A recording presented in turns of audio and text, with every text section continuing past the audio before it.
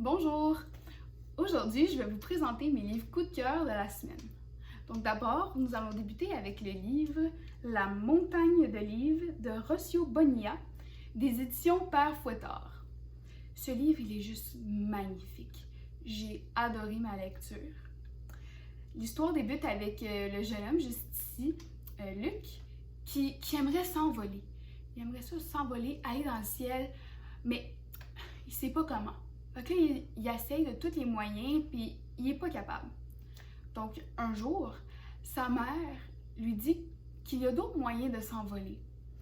Et elle lui donne comme cadeau un livre.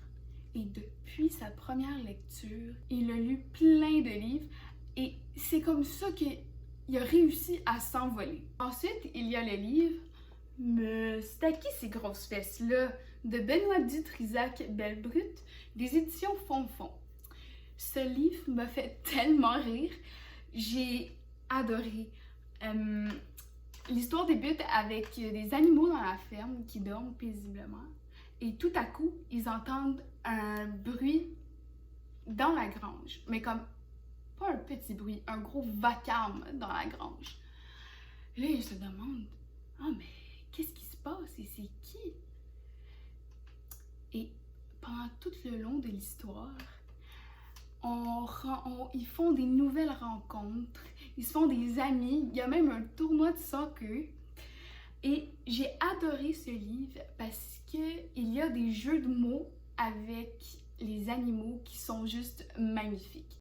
Pour mon troisième et dernier coup de cœur de la semaine, c'est celui de Serrer les pattes d'Émilie Gravette des éditions Cadélioscope. J'ai beaucoup apprécié ce livre. C'est l'histoire de Cyril, un écureuil qui est dans une ville et qui se cherche un ami avec qui jouer. Il va rencontrer Pat le rat. Ensemble, ils vont s'amuser, ils vont avoir beaucoup de plaisir. Vous allez voir au cours de l'aventure que les autres animaux vont tenter de dire à Cyril que Pat, c'est un rat. Alors, vous allez voir, la fin, elle est vraiment belle. Ce que j'aime de cette histoire, ce n'est pas juste les belles images, mais c'est aussi que l'histoire contient une belle morale. Donc, c'est pour ça que c'est un coup de cœur.